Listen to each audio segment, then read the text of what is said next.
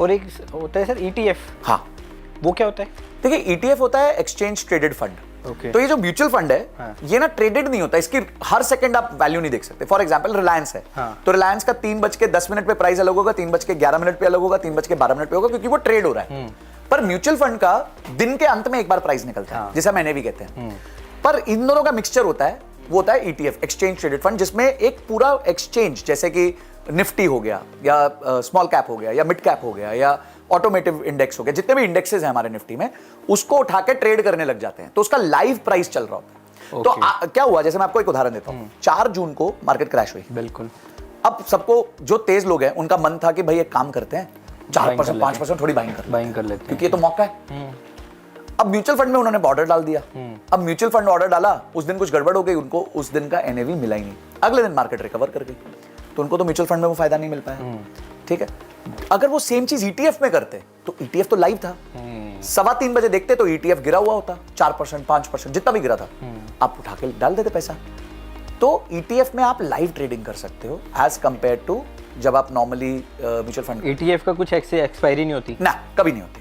ETF has no expiry because ETF is also like a mutual fund. Okay. It is exactly like a mutual fund, but बस वो online trade हो रहा है, जैसे Reliance trade हो रहा है वैसे वो ETF ट्रेड हो रहा है। तो ईटीएफ किस बेस पे है कि क्या रेट है, जैसे वो टॉप 50? नहीं, जो भी वो इंडेक्स में डाल रहा है, समझो वो मिड कैप 250 में डाल रहा है। हाँ। तो मिड कैप 250 के जो 250 कंपनियां हैं उसके बेसिस पे उस ETF का रेट होगा। ETF का रेट उस 250 कंपनी में हो सकता है आज के दिन 100 कंपनी ऊपर गई, 250 में से सबकी अगर मतलब वैल्यू बढ़ गई तो ईटीएफ की वैल्यू बढ़ेगी। इसमें सबसे बड़ा फायदा क्या है अर्पण जी, जैसे मैं पहले डायरेक्ट स्टॉक्स करता था, मैंने कंपनी ली DHFL, वो कंपनी डूब गई। दीवान हाउसिंग। हाँ, दीवान हाउसिंग खत्म हो गई। एक कंपनी ली गीतांजलि जेम्स, डूब गई।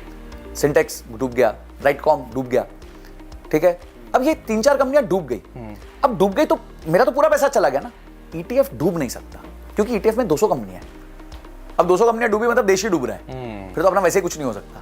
ठीक है, पर आइडियली ऐसा नहीं होगा। 200-250 कंपनियों का ईटीएफ है, 50 कंपनियों का ईटीएफ है, निफ्टी 50 का ईटीएफ है। निफ्टी 50 तो देश की टॉप 50 कंपनीज है, तो वो कैसे डूबेगा? उसमें एक कंपनी कोई डूब सकती है, फिर भी डूब सकती है कि भाई मिसमैनेज हो गई, बड़े स्केल पे कुछ फ्रॉड निकल गया, जैसे सत्यम का निकला था। और देखिए ये सब है ना लाइफ का पार्ट है। फ्रॉड होंगे, आज फ्रॉड खत्म नहीं हुए हैं, अलग तरीके से फ्रॉड होंगे, डिजिटल फ्रॉड्स होंगे, एआई बेस्ड फ्रॉड्स होंगे। अभी पीछे वॉरेन बुफे जी की वो एजीएम होती है जो सब लोग अटेंड करते हैं।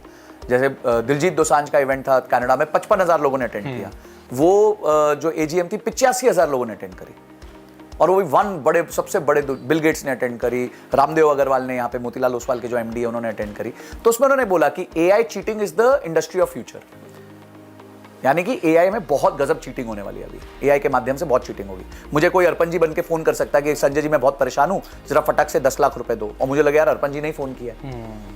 ऐसा भी हो सकता है। तो बहुत कुछ होगा अभी। इसी तरह स्टॉक मार्केट्स में भी बहुत कुछ होगा। तो आप ये सब चीजों से दूर रहिए, अपना फोकस करिए कि आप एक छोटा सा निवेश हर महीने जो भी आपकी जेब अलाउ करती है, 20,000 करती है 20,000 कीजिए, 2,000 करती है 2,000 कीजिए, 2 लाख करती है 2 लाख कीजिए।